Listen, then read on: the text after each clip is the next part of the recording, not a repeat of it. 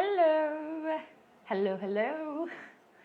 I just have a lot of energy because I just had my morning coffee and I am not very excited yet. Hopefully it'll kick in a couple of minutes, the caffeine that is, and yeah, I'm gonna feel more excited. But I'm very interested to explore this topic with Casey Karthik, who is now a good friend, and he is a copywriter, a musician, a spoken word poet, and I think like he has a very interesting take on dating and relationships in general, on processing heartbreak, on healing from heartbreak.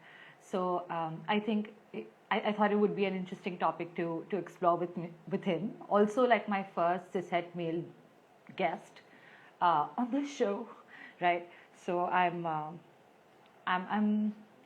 excited to see how that pans out for us, and if it's a good enough experience for all of you as well, maybe we'll invite more cishet males onto our show. It'll still be like a very minuscule percentage of all the guests that we speak to, but yeah, I'm gonna send him the live.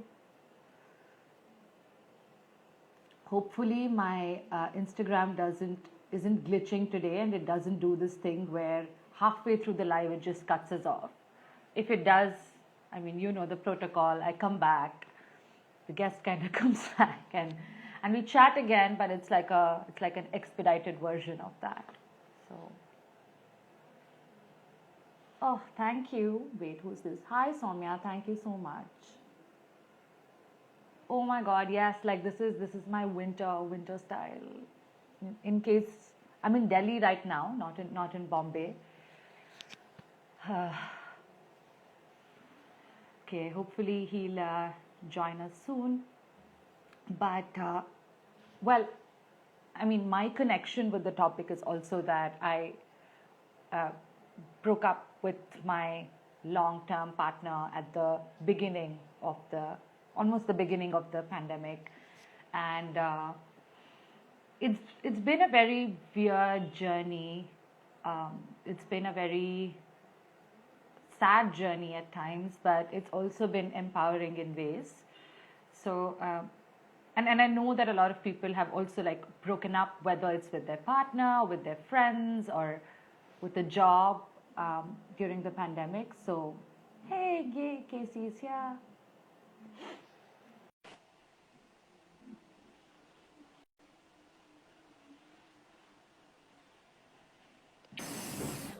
Hello? Hi, you're here, wait. Yes, I am here. How are you doing? I am well, how are you doing? Pretty awesome. It has been an interesting weekend. You have a lot of energy for like Sunday morning. I love it.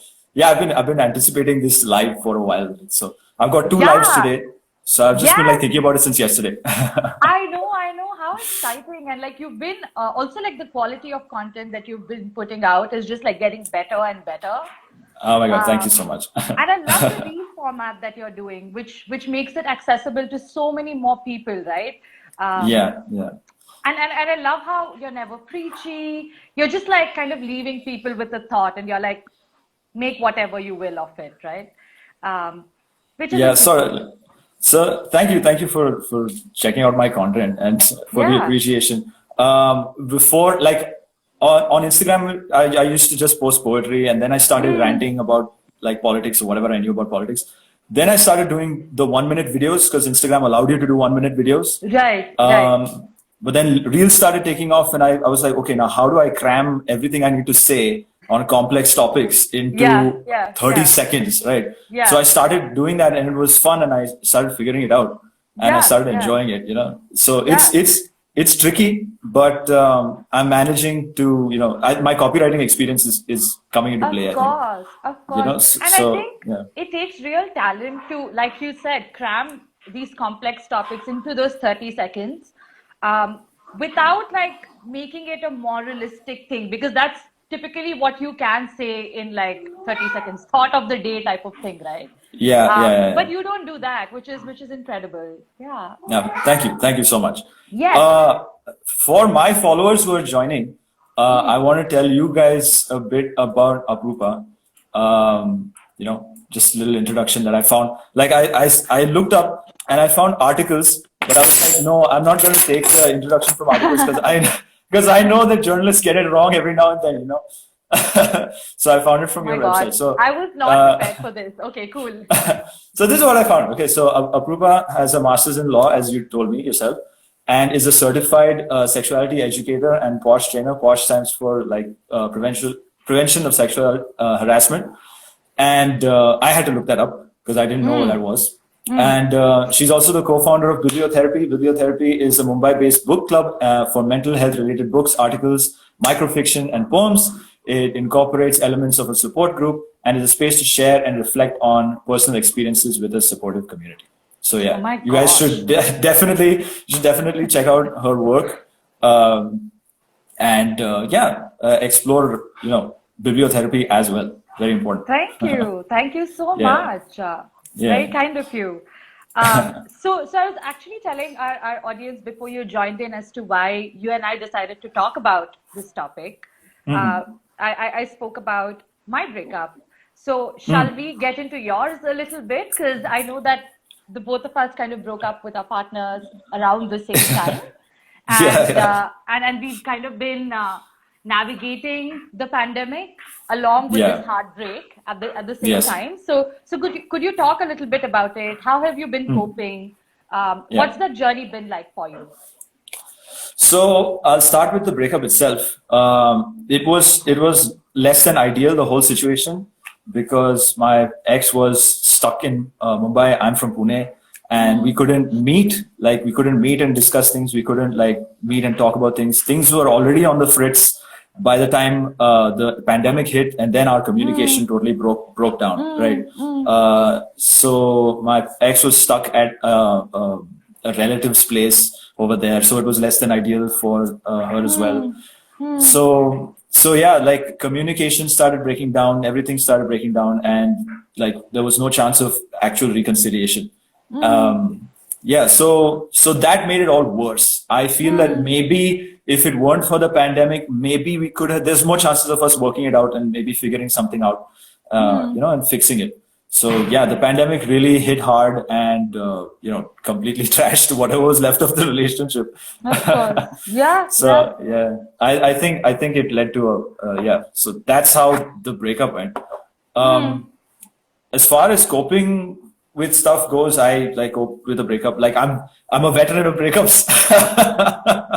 So I've had many breakups. So I have a very strong,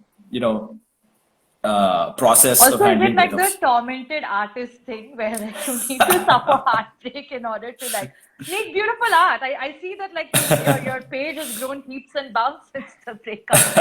Yeah, it has. It really has. I think after the breakup, I started focusing on the reels more and pouring my energy into talking about stuff more. So you are that it has grown. Then. Yeah, definitely the tortured artist. I write a lot more when I'm upset. Then I write when I'm happy. When I'm happy, a poem takes if I have to think about it, then I'll mull over it, make drafts and all that stuff. But if I'm upset, then like bam, it just happens super fast. If you want, I can share one of the poems at some point. Oh, that would be lovely. Please do. Yeah. Right. Oh, like right now or like later? Yeah, do it right now. Do it right now. Okay, great. So. So this is I hope you'll this will resonate with you because you're in the same place. Okay, so this poem is called Before You and After. Okay, so I oscillate between grateful that I ever met you and trying desperately to escape your memory. Okay, accursed blessings, our times together. Every moment gemstone precious, and now this diamond-studded heart is slowly shredded by their edges. As slowly shredded by their edges as they are removed, leaving 1,000 bleeding wounds, which still sing your praise like 1,000 singing mouths, still drunk on the ambrosia of your presence. There is no escaping the best thing that's ever happened to me. There is no running from the force that held my atoms together when I was disintegrating. I will always be a student of the love that taught me how to love. I will always be guided by the light that led me back from hell. And there's no way to find myself when I'm lost to the past like this. The irony of being alive in a universe offering only death dawns on me now. As every breath of fresh air takes me closer to the end, I oscillate between the inhalation of sustenance and the exhalation of my humanity. I must learn how to exist in superposition, to be more than one thing at one time. Wrenching heartbreak and glorious euphoria, unbridled joy and endless longing, what I was before you and after. Thank you. Ooh, yes. Yes, it really did resonate with me. Absolutely. I'm glad. That's kind of how it is, no? It is like a part of you sees the value and sees the beauty in the breakup almost. And then a part of you is really holding on to the past and who you were and what you had. And it's and the simultaneity of these two, right? It's going to be that way, maybe forever, maybe for a while, who knows, right? Yeah. No, and beautiful. Also, thank you. And also, like, because of the pandemic, it's more difficult to meet people. So like, I'm somebody who ends up skipping from relationship to relationship. So I've not been single for this long, in a very long time. So now I have to like. That's exactly what I told my therapist as well. Oh shit! High five. So so now I'm relearning how to be happy with myself, just alone, and I've been discovering ways to do that and figure that out also. So like recently, something that's been helping me is getting up in the morning and exploring my neighborhood just alone. So I leave my phone behind. I'm like someone who's heavily addicted to Instagram. I can spend. Same. Same. Yeah. Same. I spend. With the same. I spend 5 to 7 hours on it. Like, oh my God, it's really bad. Obviously. Same. What? Yeah. Wow. Okay. Awesome. High five. So what I've been doing is I've been exploring my area, and my area is very interesting actually. So I live on the edge of Pune, so the edge of civilization over here. Like towards the east of my house, there's just forests. I mean, Pune is already the edge of Bombay, so like the edge of. Oh no, but our area is completely the edge. I don't know if you know about these areas called Kharadi and Magarpatta in Pune. So like we are like Keshav Nagar is like smashed in between those two areas. And it has a landfill, and there's there's leopard attacks that have happened in my God, I'm serious. Like less than 300 meters from my house, like a leopard has attacked people, and like it's wild. So I like exploring this place because there are these large buildings like the one that I live in, and right next to it there are farms, and there are areas which are like much smaller buildings packed together and stuff like that. So I end up walking around and just having these little adventures by myself, and like learning how to have an adventure by yourself is very important because if you're without your phone, like pictures or it didn't happen, right? Like without having the Instagram, that's what you're doing.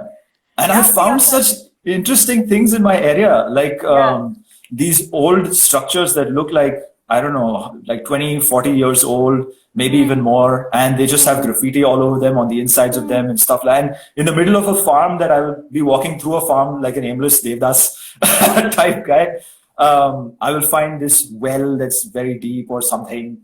And so I keep it to myself. I've like, as you said, like not pictures or it didn't happen. I just like, you know, just absorb it with myself. This is a date with myself, you know. That's helped me a lot. You should do that if you can. Absolutely. I mean, your male privilege allows you to like explore all these abandoned. True. No, but I love this idea of like date with yourself, and I've especially started doing it when I'm doing well. Like when I'm sad and when I'm down in the dumps, it's gonna be impossible for me to say that, oh, now I'm gonna like try and make myself a meal or like have a candlelight dinner by myself. It's not going to happen when I'm not doing okay. But when I'm doing okay, I'm like, let me capitalize on this right now. Let me optimize this like joy that I have. Let me see how far I can stretch it. So I love the idea of like date or any adventure of any sort, like playing a game with yourself maybe online. Could be interesting. Yeah. There's a game like I would recommend called Firewatch. So like even people who are not like very strong gamers can just enjoy that game. That game has a lot of walking around, a lot of exploring a beautiful countryside. It's a very gorgeous game. It's a first person game, but it's not like shooting or anything. So like I would say everyone can try that game out. Like check it out. It's on Steam. Like explore like movies. I've been watching movies with myself. That's another fun thing I've been doing. And Netflix party with friends, that also helps a lot. If you've used Netflix party. Have you used Netflix party? I have. Yeah, on dates. Yeah. Okay. Yeah, it's great. One more thing that I've been doing, I have been going on dates though. And I think it is time for, like, the pandemic has really allowed us or forced us to appreciate old school romance. I've been going on these dates, which are just walks through Pune's area called Koregaon Park, if you know Koregaon Park. Oh, yeah. Yeah. Beautiful place. And just like walking around that place for hours and just talking and just discovering yourselves or each other very slowly. I think a lot of people these days, they rush or we move quickly, right? Like towards physical intimacy and stuff. And now and that's not much of an option. Like, it's better. It's like you have to rediscover a passion for old school romance, I think. So that's something that's helped. Like, do you think so too? I mean, I don't necessarily know if I love that, because I think kind of what helped me in the past, like to move on from heartbreak, was also to like engage with a lot of people, like rebounding hard, right? Like engage with a lot of people in a short amount of time, very quickly. And I think there is a lot of utility in that. Like, I'm not going to judge myself for like having dealt with it like that in the past. And a lot of that cannot happen anymore, right? Like I have to, and when you engage with somebody like this, you're also actually having those conversations with them. You're trying to connect with them, etc. Which means that you end up doing, especially as a woman, you end up doing a lot more emotional labor than you would want to. When you're not doing okay already, and you're not necessarily looking to connect with people right now. You don't have that bandwidth, but because it's kind of just talking to people, and it's kind of maybe meeting them at a distance, that sort of thing.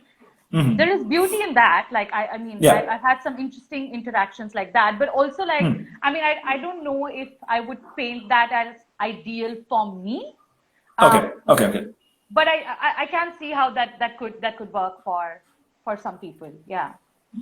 I personally try to stay away from rebounds, because like like feelings happen and then stuff, like then it gets messy after a point. So like I try to avoid that, or I try to stay in situations where like, okay, this is just a thing.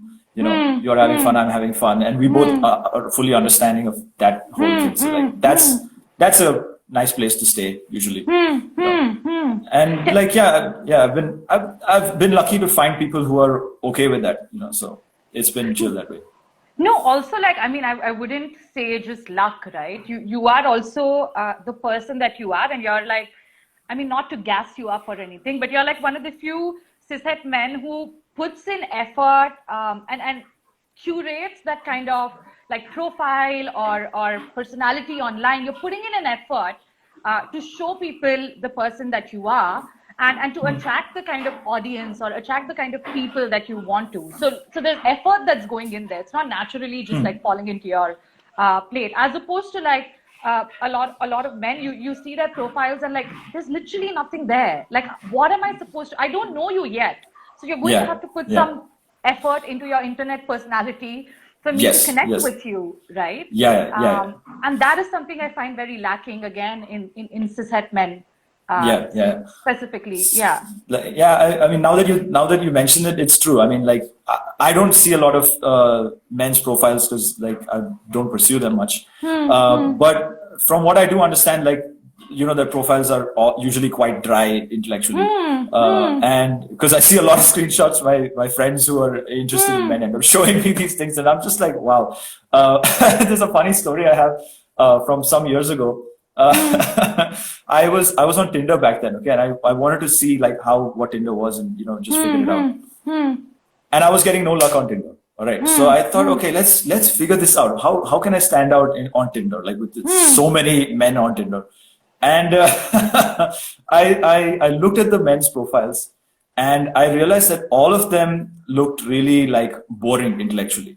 Right. Yeah. So I have an image of myself doing a TEDx talk with the TED logo in the background, and I put that up, and like I started getting matches. It's quite funny.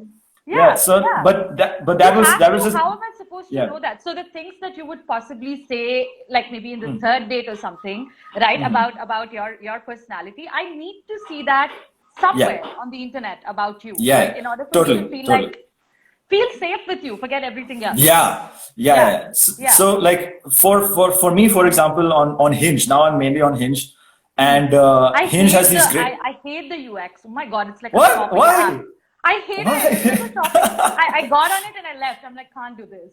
Yeah. Oh no! I love Hinge. Yeah, I mean Fine, you it give me just a works. tutorial later then. Yeah. So what I've done, like in terms of like curating my online presence, like so I know the kind of people that I gel with. That's something that men don't. That's the first mistake I think that they do. They don't know what kind of people they actually gel with. They're just looking for women generally, right? Like so I know I like people who are like very left-leaning, progressive type people who are interested in internet culture a lot. So I've got memes on my Hinge profile. I've got my political ideas on my Hinge profile. I try to keep it subtle. I don't say like screw Modi or something. I've got one question which was like do you agree or disagree? That is the prompt, and I'm like that this government needs to go, and that gives people a clue that okay, this person at least is paying attention to the what's happening around him, right? And and then at the end there's a meme with some otter, there's an otter floating through a thing holding a pipe, and he's like, the caption is like, I'm going to outer space, right? And I like people who can appreciate that kind of silly humor. So like it's especially during a pandemic, you've got to put some thought into your online stuff. Bad texters? What's up with men being bad texters? What is that?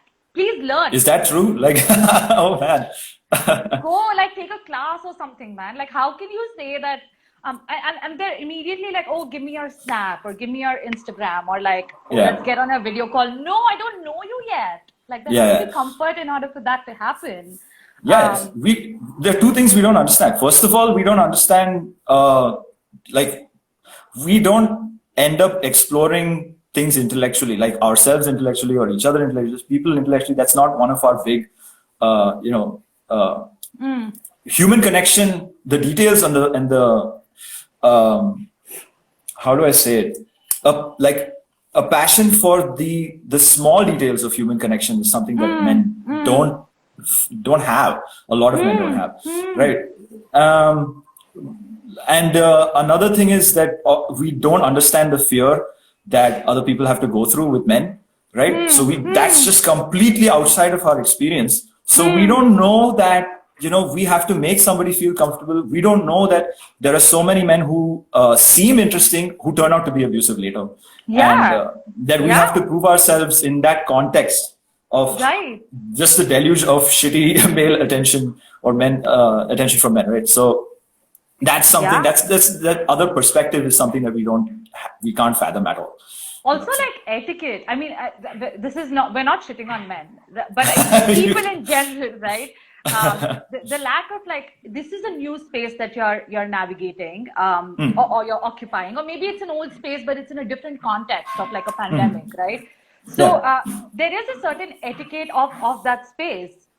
You do not, like for instance, if someone's not responding to you on an app, you don't go follow them on their Instagram. And what is with that? That's just LinkedIn. Someone wrote to me on LinkedIn. I'm like, I've heard of this happening. Yeah, people finding people on LinkedIn and whatnot. Do not do that. I can't fathom that. I see you on one platform. You're supposed to stay on that platform. That is the platform is the platform of consent.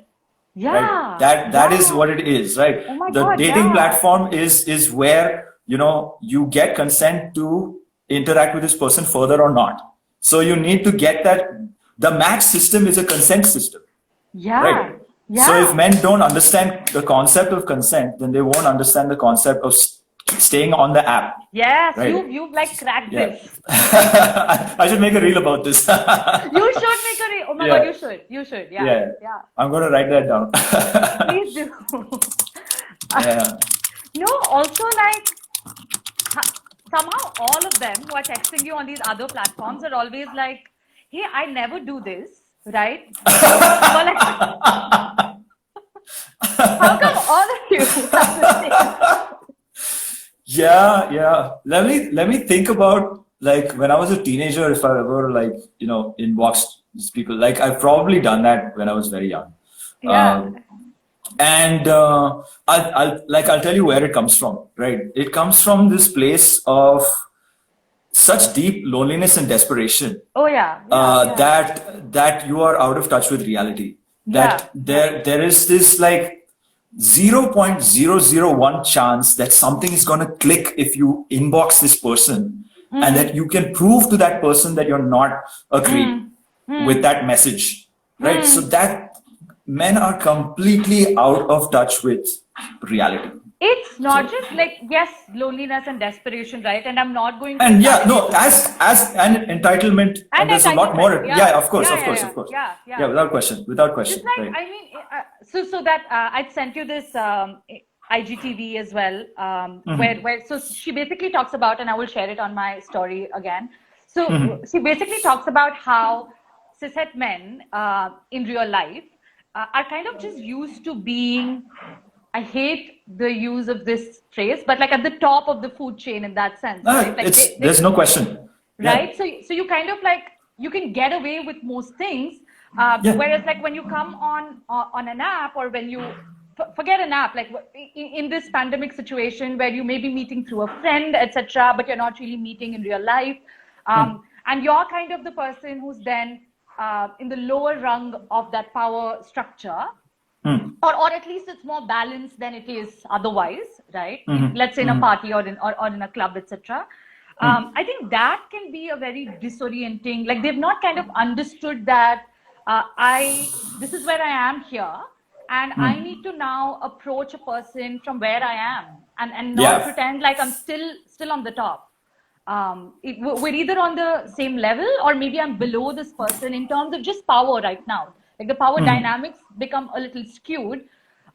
So that is something that you need to bear in mind as well. If you're not going to be honest about where you're starting out from, you're not going to get to where you want to get to.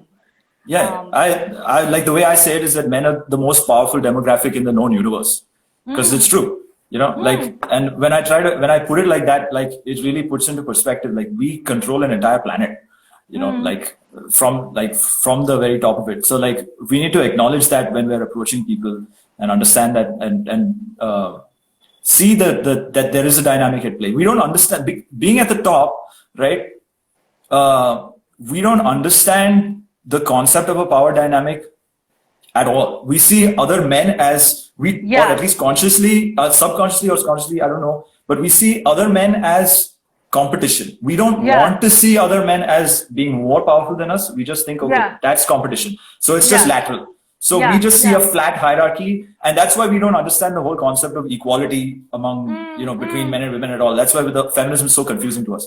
And also like being on the top, like it's not like a race, right? Okay, so everybody started out at the same point. Everybody started out with like the same kind of resources, and you came first. You being on top, or you having so much power and control, has come at the cost of oppressing so many people. Yeah. So you've actually climbed on people to get to where you are. So that power dynamic is something to bear in mind as well. It's not a race that you've won, right? Yeah. It's not something that it's just something that's been handed to you. Yeah. So Yeah, I mean, this is becoming a shitting on men thing. No, I mean, but I get why you're saying this, right? Like, and again, like I wish I figured out a way to show men this I don't know how to put this in 30 seconds in a 30-second reel, like in a way that will make men just get it or understand the situation that we are all living in, where we men have a lot of power, and we're not conscious of it. We're not conscious of the power we wield when we just walk into a room and like women are like adjusting themselves, adjusting their dresses, like trying to keep space from us and all of that. These kind of subtleties.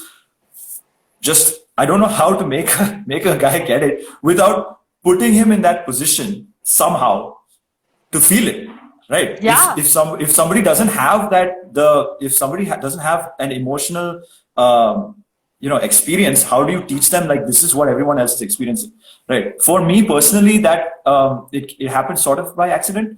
I got involved in the spoken word poetry scene, and I just the first time I went to a slam, I just went like, okay, I'm going to show off my poetry. I'm going to meet somebody. That was all that was going through my head. But I was exposed to a lot of perspectives, and over the years, I was exposed to a lot of like people talking very openly about their experiences with men, right? And it like after like a while, I was like, holy shit, like this is far deeper than I ever thought it would be. I know bad things happen to non-men. I was aware of that, but like, oh shit, this is a structural thing. This is a structure that everyone's living in. Like, so it took a while of me hearing people talk about their experiences that cemented it in my head. So it's not something that can happen in 30 seconds, I think.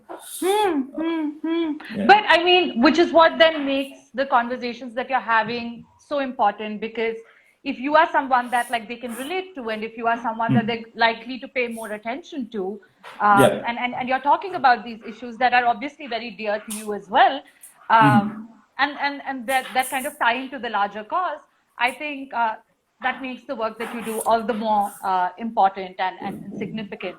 Yeah. Thanks. Thanks. I like this. I think, like in my head, what I'm doing on Instagram is like,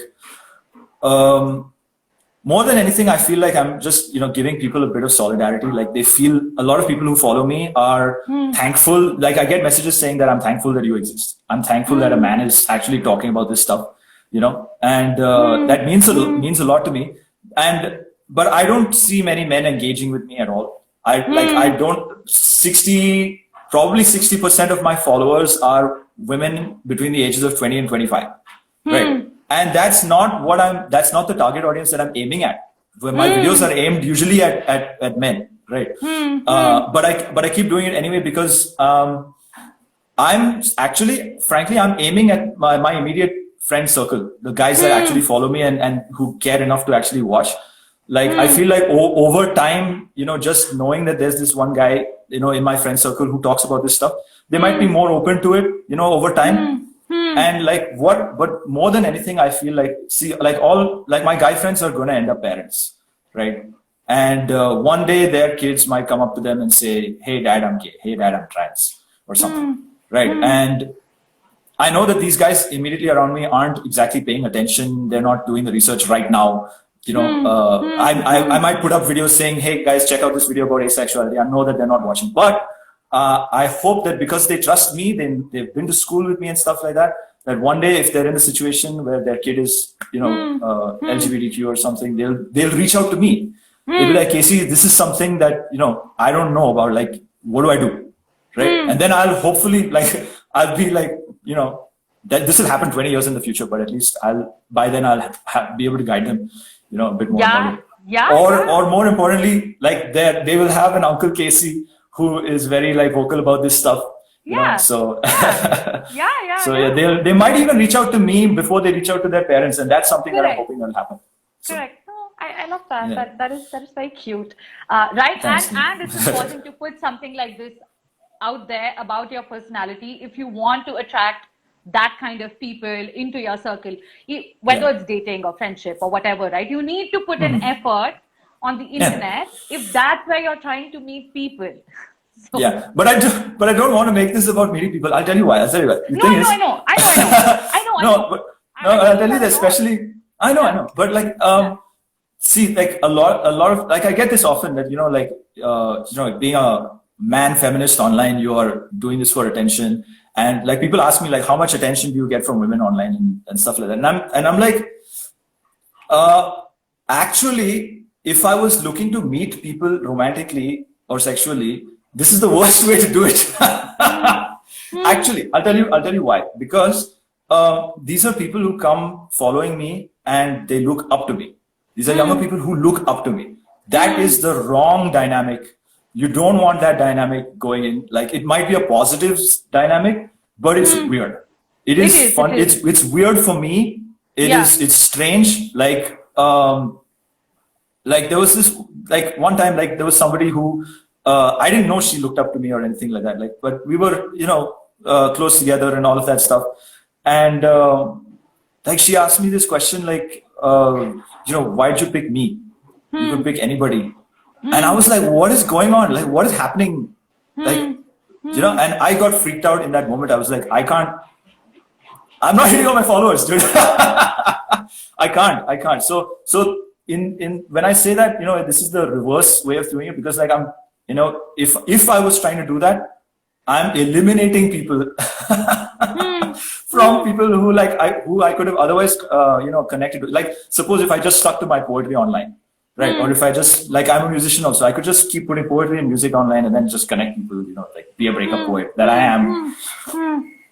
That would be a better way to get attention and meet people online. Like, this is the and but the awareness that you have, the fact that you know that this is your relationship with, let's say, your followers, and this is how you view the power dynamics, and therefore this is not the space that you're looking to meet people, right? That awareness is also important, because again, like every space that you occupy online, if you're aware of what you're seeking from it, right, and if you actually put in that effort to understand, I think that's a great place to start. But I also don't see any harm in, like, had it been the other way around, had this been like your shtick, right?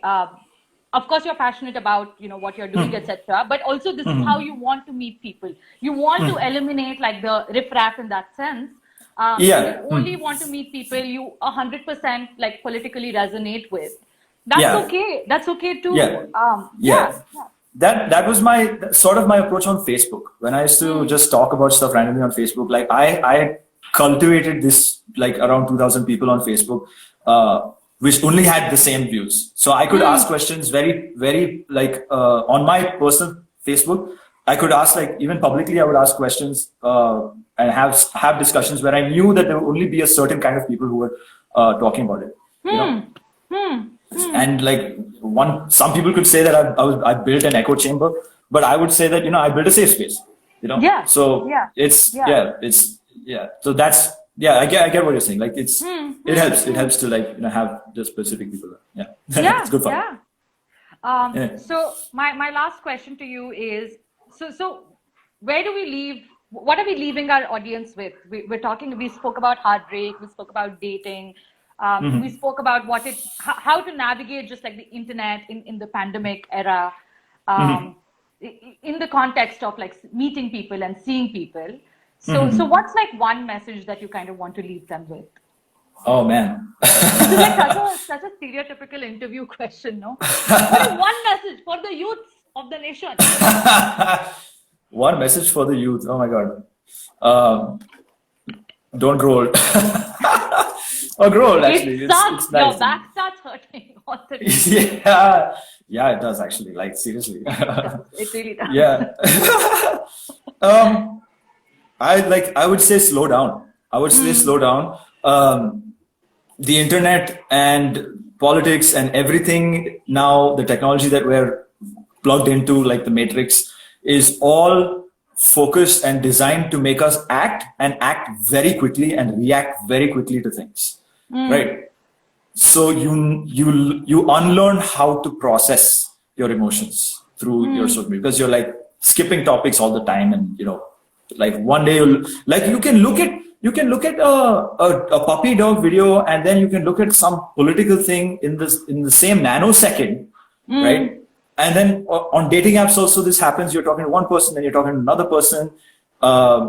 Everything, like, it's too fast. It's way too fast. You're going to end up burnt out by the time you're 25. And you're going to lose the ability to, like, connect, and you will have to relearn that slowly, right? I'm someone who began things very slowly, and then I ended up, like, doing things extremely fast. And now I've realized, like, shit, I need to slow down. It's important. I really think that we've reached the maximum of how much a young human brain can consume, how much information it can consume without starting to get broken down by that. We've reached the limit of it, I feel, right? Where we're pushing our limits mentally all the time, so you got to slow down. Yeah. That is what I would say, like broadly, about dating, about everything. Life is long. Life is long, you know, there's time. We have long lifespans now. We like 30s are no longer seen as like, oh, you're dead. You know, like 30s are great. People date in their 30s and their 40s. Like a lot of people, like I get this sometimes that, you know, I get that feeling of anxiety because like, yeah, I'm 30 and I'm not married and like, oh, I'm single, you know, shit, like what am I going to do now? But like, you know, I see on dating apps, there are really interesting people who are still there at like this age group. And so the chances of love and the chances of connection are really wide, and you know, it's beautiful. Life is beautiful, you know, so slow down. That's what I would tell everyone. I love that. Yeah. Pace yourself. Yeah. What would you say? What would be your piece of advice? Like, get comfortable with your ugly, right? You do not have to be this person who's in control. You do not have to be this person who's got their shit together all the time. It's okay if your ugly's not crying in the middle of the night for no reason, or like you just saw like a puppy kissing a kitten and like that really triggered something off, right? It's okay if you've like been clingy with people. It's okay if you've done embarrassing things. It's okay if like you went to a social situation and drank too much and like made out with everybody consensually, with everybody in the party. And then you feel weird about it, and you don't you're not like this linear, you know, object, and you're going to have your ups and downs, and you're going to have you know, parts of you that you don't want to show to the world, but like getting comfortable with your own ugly, I think is very important. Yeah. And maybe to add to that would be like not judging yourself for being human and allowing yourself to feel so yeah, I get that's a nice, like really nice way to, you know, say get comfortable with your ugly. I've got more stuff to say, but like, yeah, we're getting to the end of this live. Yes. We're gonna do one more, obviously, because like this was so much fun, right? Awesome. Yeah. Awesome. Yeah, I'm you glad. said yes, so like I'm game. Okay, fantastic. Thank you so much for coming online. And I know that like you've been trying to do this for a while, so I'm glad that you finally got to do it. And have a good Sunday, and good luck for your next live with Hidden Pockets. I'm going to tune in. I'm so and I'm nervous. very excited about it. Yeah, you want to plug that in quickly? Do you want to tell our people? So yes, there's an amazing platform called Hidden Pockets, which spreads awareness about sexual health and safe abortions in India. And they are going live at 6 p.m. with me. And we're going to hopefully talk about how men can be more supportive partners in that situation. Yeah, it's very important. And they have a WhatsApp number where you can contact them anytime. And, you know, I think they have multiple languages going on also. So it's not just in English. And they're expanding to more cities and stuff like that. So you like check out Hidden Pockets and join the live, you know, I hope that you appreciate the conversation that we're going to have. Yes. And, but most importantly, follow Hidden Pockets and spread the words about them, because they're doing great. Yeah. Also follow Casey, because like he's putting out some really fun content. 30 seconds only about Casey. Yeah. So 30 seconds about me. Oh, just like, I'm that woke boy. So yeah, I try to talk about things. I try to spread a little bit of awareness about stuff, and I try to be a cis guy talking about stuff and try to be concise. So that's what I try to do. I make mistakes. Recently, I made a big mistake. I said Elliot Page transitioned to a man, which I was wrong about, and then I had to correct myself. So that journey, that's the journey that I'm on. You know, learning and figuring things out. So yeah, join me on my journey, and please correct me if I'm wrong. That's what I would say. Yeah. Fantastic. Bye. Okay, thank you so much. And good luck. Have an amazing weekend. You too. Bye-bye. Yeah. Bye-bye.